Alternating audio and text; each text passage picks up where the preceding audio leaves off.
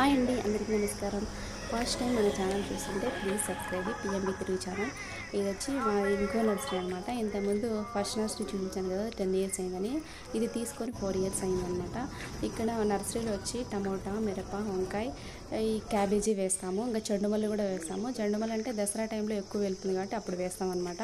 మామూలు ఎండలకి వేసినా కూడా రాదు, అందుకని దసరా టైంలో వేస్తాము. రైతులు కూడా దసరా టైంలోనే అడుగుతారు. ఇంకా గుమ్మడి, క్యాప్సికమ్ అలా ఉంటాయి, ఆర్డర్ మీదే వేస్తామన్నమాట. వాళ్ళే విత్తనాలు తెచ్చిస్తారు, మేము పెంచిస్తాము. అలాగనమాట. ఇది వచ్చి ఇంకో నర్సరీ, అదే ఫస్ట్ నర్సరీ చూపించారు కదా, ఇది ఫస్ట్ నర్సరీలో కూలింగ్ వచ్చింది పెడుతున్నారు. ఇది నర్సరీ బిజినెస్ ఎలాగంటే సేమ్ రైతుల్లాగే వాళ్ళు కూడా 3 మంత్స్ బాగా కష్టపడి పంట చేతికి వచ్చే టైంలో రేట్ లేకుంటే ఎలా బయటపడేస్తారో మేము కూడా అంతేను. 35 డేస్ బాగా చిన్నపిల్లలు చూసుకునేట్టు చూసుకోవాలి. 35 డేస్ బాగా కష్టపడిన తర్వాత రైతులు ఎవరు తీసుకెళ్ళకపోతే రేట్ పడిపోయినప్పుడు రైతులు ఎవరు రారు. అటువంటిప్పుడు ఎవరు తీసుకోరు కదా, తీసుకున్నప్పుడు బయట పడేయాల్సి వస్తుంది. బయట పడేసినప్పుడు ఎంత బాధ అనిపిస్తుంది తెలుసా.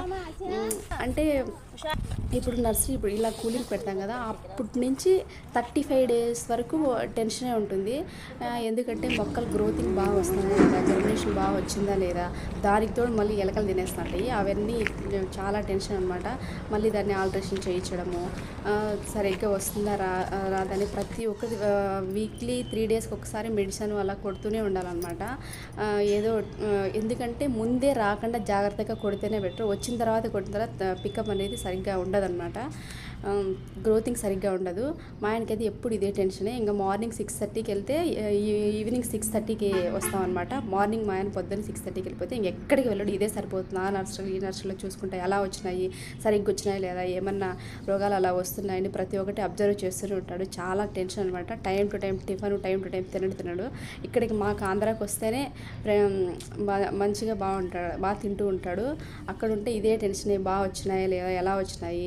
ఎందుకంటే బాగా హెల్తీగా బాగా ఉంటేనే నర్సరీకి చూడు పలానా నర్సరీలో బాగా పెంచుతాడు, బాగుంటాయి మొక్కలు పలానా ప్రసాద్ నర్సరీలో అనే పేరు తెచ్చుకుంటే చాలు అని ఎప్పుడు టెన్షన్ పడుతూ ఉంటాడు. ఎవరికైనా అంతే కదా, బిజినెస్ అంటే మనం మంచి పేరు తెచ్చుకోవాలనే కదా అనుకుంటాము.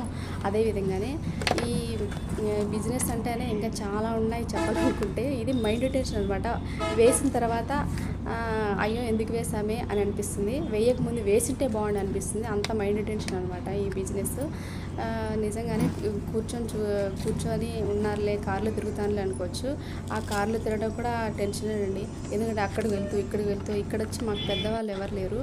ఇంకా ఓన్ హౌస్ ఉన్నప్పుడు ఇల్లు అంతా గలీజ్ అయిపోతుంది. అది కాక రిపేర్ వచ్చేస్తాయి. ఈ వాడకం ఉంటే ఈ వాషింగ్ మిషన్ అంట, మోటార్ అంతా రన్ కావు.